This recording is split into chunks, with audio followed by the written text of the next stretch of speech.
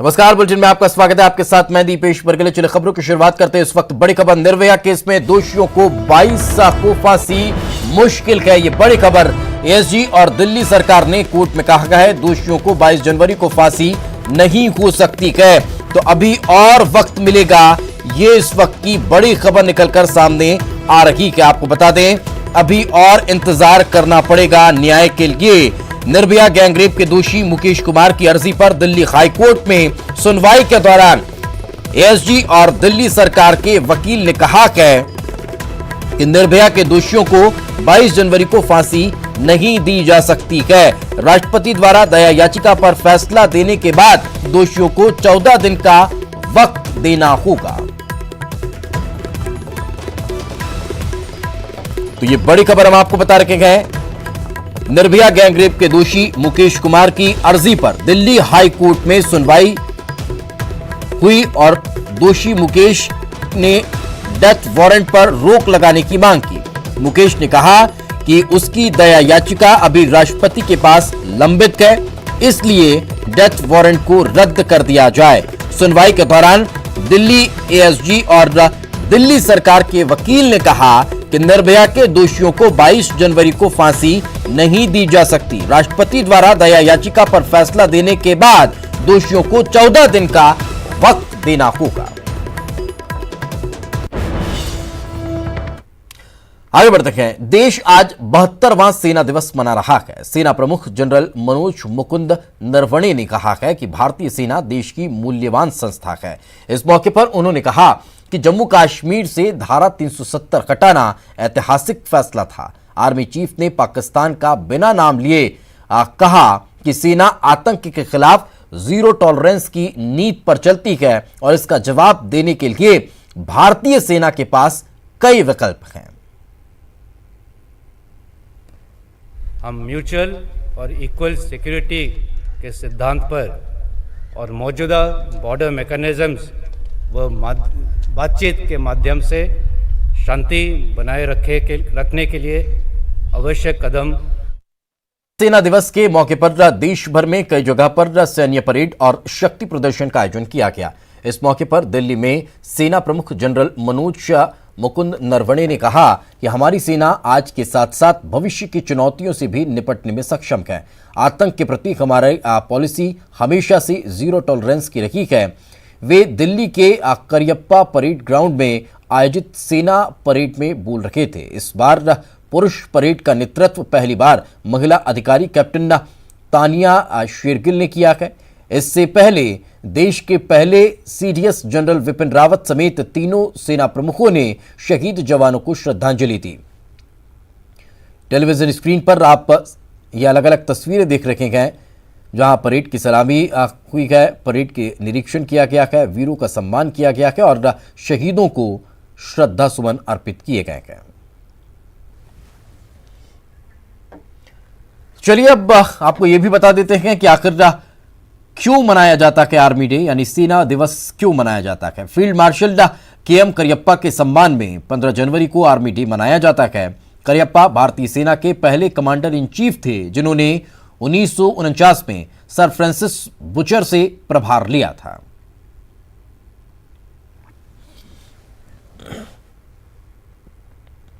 तो army day पर प्रधानमंत्री नरेंद्र मोदी ने ट्वीट कर भारतीय आर्मी की हौसला अफजाई की है। पीएम ने ट्वीट करते हुए कहा है कि भारत की सेना मां भारती की आन बान और शान है। सेना दिवस के अवसर पर मैं देश के सभी सैनिकों के अदम्य साहस, शौर्य और पराक्रम को सलाम करता हूं।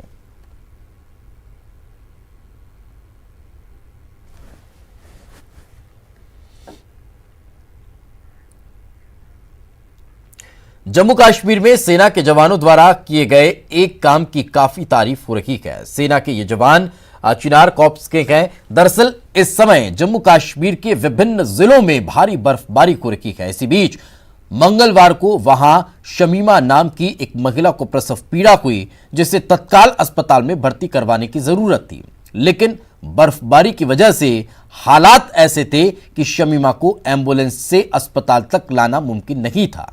ऐसी स्थिति में उसे सकुशल अस्पताल तक पहुंचाने का बीड़ा स्थानीय लोगों के साथ सेना के जवानों ने उठाया। शमीमा को अस्पताल पहुंचाने के लिए एक स्ट्रेचर मंगवाया गया और इसके बाद 30 की संख्या में स्थानीय नागरिक और तकरीबन 100 सैन्य कर्मियों ने 4 घंटे लगातार पैदल चलकर शमीमा को अस्पताल में पहुंचाया। अस्पताल में शमीमा को अब बच्चा हुआ, उसने बच्चे को जन्म दिया। डॉक्टरों का कहना है कि शमीमा और उसका बच्चा अब पूरी तरह से स्वस्थ हैं। प्रधानमंत्री नरेंद्र मोदी को जब इस घटना की जानकारी मिली तो उन्होंने अपने आधिकारिक ट्विटर अकाउंट से ट्वीट कर सेना और स्थानीय लोगों के इस प्रयास की भूरी भूरी प्रशंसा की है। प्रधानमंत्री नरेंद्र मोदी ने लिखा कि हमारी सेना न केवल अपनी वीरता के लिए जानी जाती है बल्कि अपने प्रोफेशनल रवैये की वजह से भी लोकप्रिय है। उन्होंने आगे लिखा कि जब भी लोगों को मदद की जरूरत पड़ती है हमारी सेना ने मौके पर पहुंचकर उनकी सहायता की है और हर संभव मदद की है। उन्होंने लिखा है कि मुझे हमारी सेना पर गर्व है। पीएम मोदी ने आखिर में लिखा है कि मैं शमीमा और उनके बच्चे के अच्छे स्वास्थ्य की कामना भी करता हूं।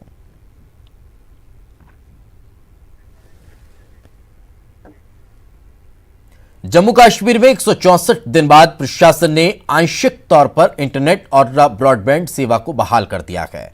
आम लोगों ने इस पर खुशी का इजहार किया। धारा 370 हटने के बाद कश्मीर में इंटरनेट और ब्रॉडबैंड सेवाएं बंद कर दी गई थी। सुरक्षा के साथ साथ बेवजह के अफवाहों से बचने के लिए कदम उठाया गया था, लेकिन अब जरूरी संस्थानों में ब्रॉडबैंड सेवा बहाल कर दी गई है। साथ ही जम्मू, सांबा, कठुआ, उधमपुर और रियासी में ई बैंकिंग समेत सुरक्षित वेबसाइट देखने के लिए पोस्टपेड मोबाइल पर 2G इंटरनेट की अनुमति दे दी गई है। छात्रों में इसे लेकर काफी खुशी देखने को मिल रही है। इवेंट शुरू कर दिया, बड़ा अच्छा किया क्योंकि हम कॉलेज स्टूडेंट्स हैं, हम लोगों को बड़ी ज़्यादा प्रॉब्लम थी स्टडी के लिए। कुछ बुक्स ऐसी हैं कि जो मार्केट में अवेलेबल नहीं है, बट हम नेट से उसका मटेरियल निकाल सकते थे, अच्छे से पढ़ सकते थे। बट जब से नेट बंद था हमें बहुत प्रॉब्लम थी। अब नेट उन्होंने शुरू कर दिया तो बड़ा अच्छा किया। 2G शुरू कर दिया, बच्चों को बड़ी ज़्यादा राहत मिल रही है इससे।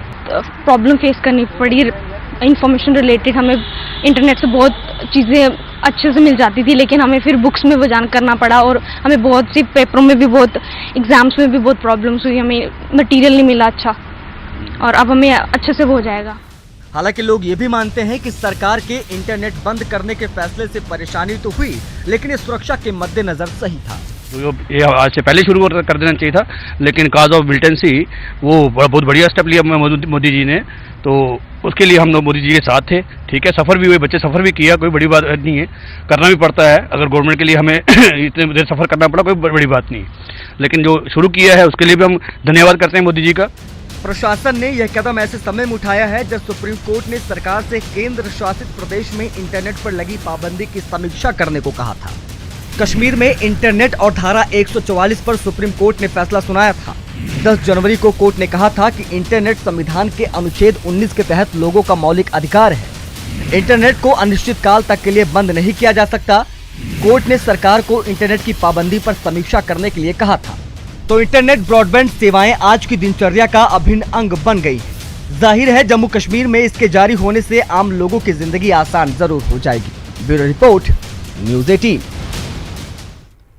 आगे बढ़ते हैं खबर दमोह से। आंखों के सामने आशियाना जल गया। गैस सिलेंडर फटने से घर में आग लग गई। चंद मिनटों में आशियाना उजड़ गया। सुबह करीब 5 बजे की यह घटना बताई जा रही है। पटेरा थाना क्षेत्र की जेर इमलिया गांव की यह घटना है, जहां पर चंद मिनटों में आशियाना उजड़ गया। आंखों के सामने ही अचानक आग लग गई। सिलेंडर फटने की वजह से यह आग लगना बताया जा रहा है और देखते ही देखते ये पूरा घर जलकर राख हो गया। और ज्यादा जानकारी के साथ धर्मेश पांडे फोनलाइन पर मौजूद। क्या धर्मेश, क्या ताजा जानकारी इस मामले को लेकर? टीपीएस जी, मैं आपको बता दूं कि मकर संक्रांति का जो माहौल चल रहा था उसी के अंतर्गत देर रात तक यहाँ पर जो रसोई वगैरह तैयार की जाती है वो रसोई तैयार होती रही। उसके बाद में ये सुबह करीब 5 या 6 बजे का मामला है, जब अचानक से क्लथ है एक तेज जोरदार आवाज होती है, जिसके बाद में जो परिवार में वहां पर लोग सो रहे थे वह अचानक हड़बड़ाहट में उठते हैं और उसके बाद में अपनी जान किसी तरह से बचा करके बाहर आते हैं। और यह बताया जाता है कि किसी जो गैस सिलेंडर में रिसाव था उसी की वजह से जो पास में आग जल रही थी उसी की वजह से ये आग भड़की है, जिसके बाद में ये सिलेंडर फटा है। और घर के लोग किसी न किसी तरीके से अपनी जान को सुरक्षित मुश्किल से बचा पाए। चलिए बिल्कुल, बहुत बहुत शुक्रिया इस तमाम जानकारी के लिए। तो जैसा कि हमारे सहयोगी बता रखे हैं कि वो मुश्किल यहाँ पर जान बचाने में लोग सफल हुए हैं और आग की वजह से घर जलकर राख हो गया। आगे बढ़ते हैं खबर गुना से। सड़क हादसे के बाद हंगामा देखने को मिला है। नेशनल हाईवे 46 बीनागंज में भीषण सड़क हादसा हुआ है। सड़क हादसे में युवक की मौत हो गई। मौत के बाद बीनागंज में चक्का जाम कर दिया। गुस्साए परिजनों और स्थानीय लोगों के द्वारा जाम लगाया गया। शव को सड़क पर रखकर जाम लगाया गया। घटनास्थल पर चाचौड़ा पुलिस पहुंच चुकी है। चाचौड़ा थाना क्षेत्र का ये मामला बताया जा रहा है। तो खबर गुना के चाचौड़ा से, जहां पर सड़क का हादसा हुआ है और बीनागंज में हादसे के बाद चक्का जाम शव रखकर किया गया है। परिजनों और गुस्साए लोगों के द्वारा ये विरोध जताया गया।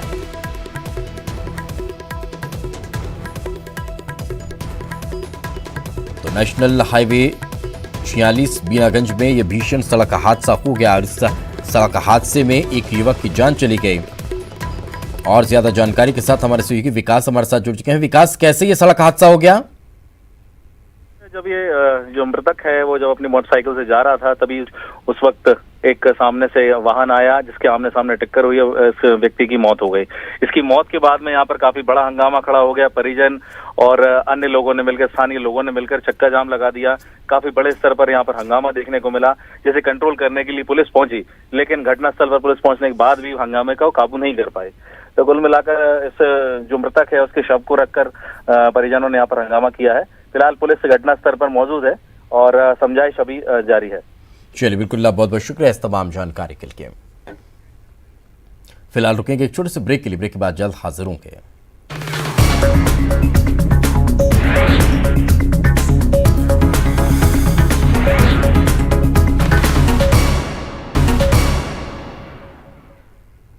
ब्रेक के बाद आपका स्वागत है। इंदौर से इस वक्त बड़ी खबर। बिल्डर अरुण गोयल पर आईटी की रेड। कई जगहों पर आईटी ने छापामार कार्रवाई की है। न्यू पलासिया स्थित ऑफिस पर भी कार्रवाई देखने को मिली है। एम्पायर ग्रुप समेत अन्य ठिकानों पर भी जांच लगातार चल रही है। आईटी टीम की कार्रवाई यहां पर देखने को मिल रही है। ये बड़ी खबर इंदौर से निकलकर सामने आ रही है। बिल्डर अरुण गोयल के हैं जिनके ठिकानों पर ये छापामार कार्रवाई की गई है। तो सर्वे का काम लगातार चल रहा है। ये बड़ी खबर निकलकर सामने आ रही है। न्यू पलासिया स्थित ऑफिस के अलावा कई और जो उनके ठिकाने हैं वहां पर कार्रवाई चल रही है। और ज्यादा जानकारी के साथ हमारे सहयोगी विकास हमारे साथ जुड़े हैं। विकास, क्या ताजा अपडेट?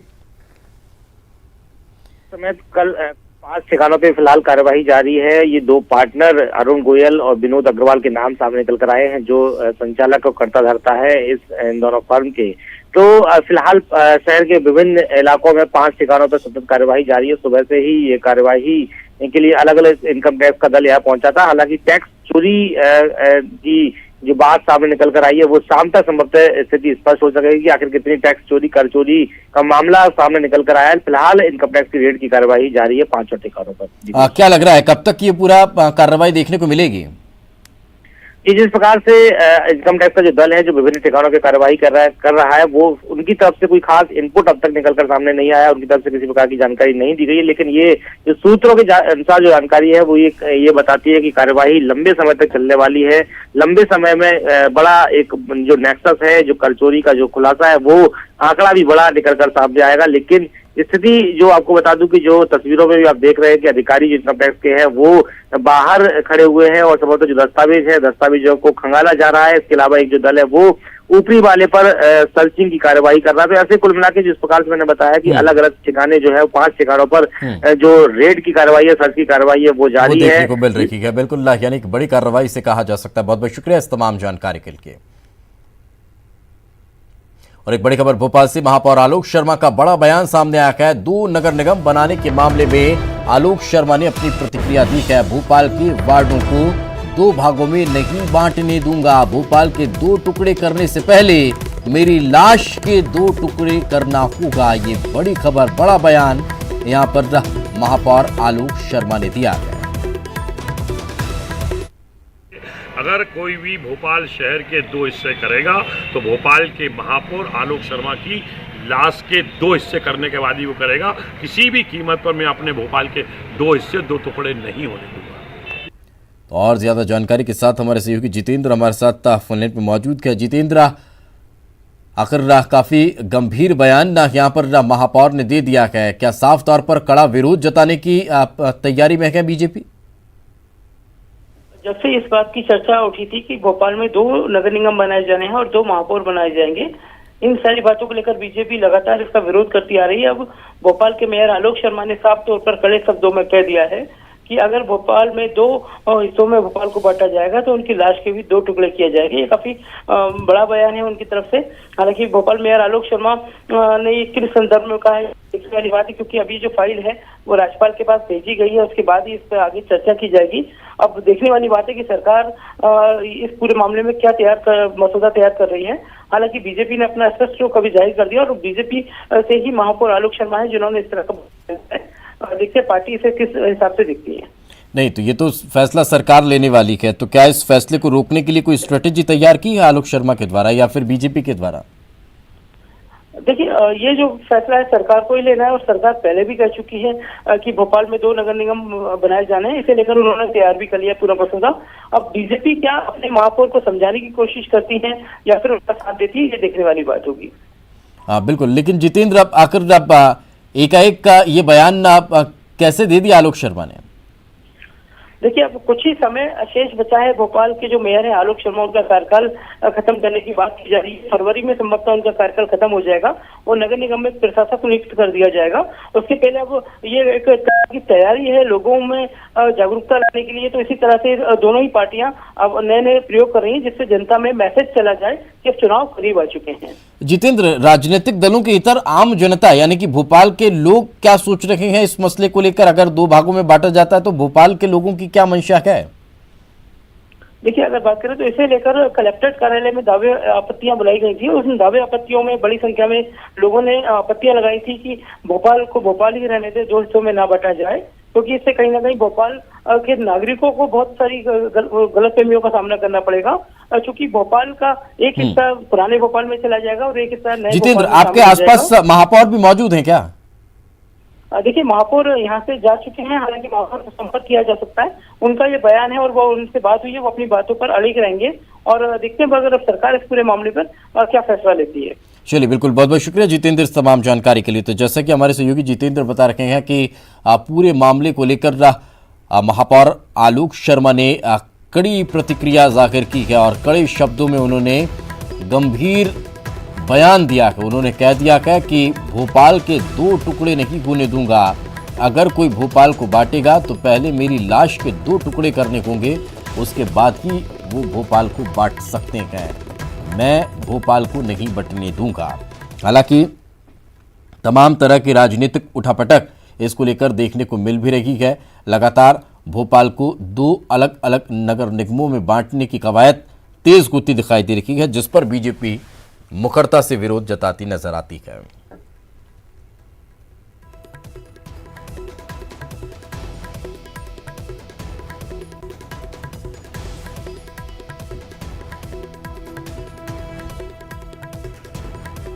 भोपाल के महापौर आलोक शर्मा की लाश के 2 हिस्से करने के बाद ही वो करेगा किसी भी कीमत पर। मैं तो चलिए एक बार फिर से आपको बता देते हैं कि काफी बड़ा बयान उनके द्वारा दिया गया। आगे बढ़ते हैं। आईटी के शिकंजे में हनी ट्रैप की महिला आरोपी। हनी ट्रैप के आरोपी को फिर आईटी दफ्तर लाया गया है। आय से अधिक संपत्ति के मामले में जांच हो रही है। कई घंटों तक का पूछताछ चलेगी। तो ये बड़ी खबर, हनी ट्रैप मामला लगातार आगे बढ़ता जा रहा है और आईटी के शिकंजे में अब हनी ट्रैप की महिला आरोपी आई है। हनी ट्रैप के आरोपी को फिर से आईटी दफ्तर लाया गया है और आय से अधिक संपत्ति के मामले में जांच चल रही है।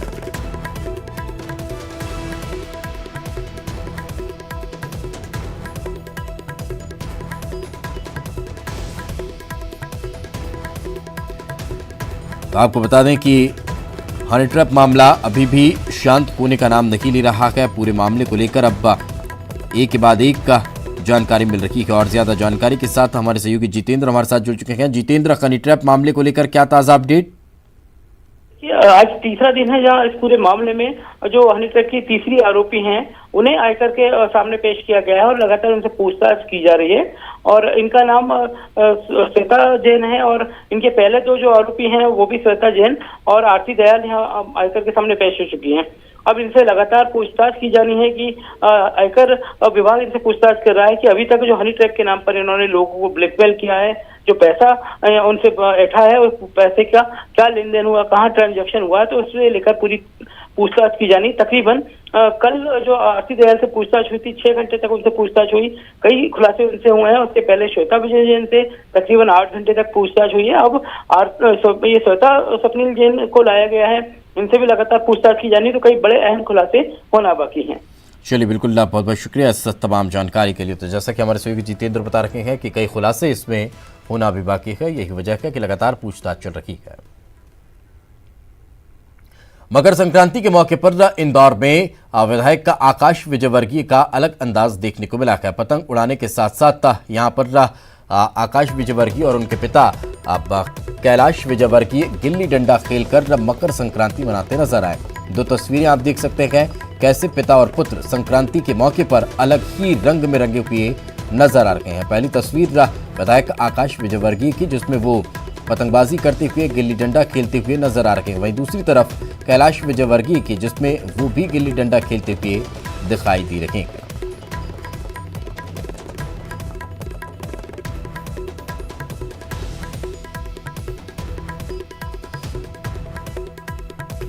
तो मकर संक्रांति के अवसर पर ये सियासी पतंगबाजी और गिल्ली डंडा की तस्वीर हम आपको दिखा रहे हैं। तो मकर संक्रांति के महापर्व पर सुबह से ही लोग आस्था की डुबकी लगा रखे हैं। नदियों और घाटों पर सुबह से ही श्रद्धालुओं की भीड़ उमड़ रही है। आज के दिन स्नान और दान का अपना खास महत्व होता है। स्क्रीन पर आप उज्जैन, होशंगाबाद, जबलपुर, भोपाल और खरगोन की ये तस्वीरें देख पा रहे हैं, जहां सुबह से ही लोग आस्था की डुबकी लगा रहे हैं। संक्रांति के दिन लोग सुबह से ही पवित्र नदियों के तटों पर पहुंच रहे हैं और स्नान करने के बाद पूजन पाठ दान करके पुण्य लाभ ले रहे हैं।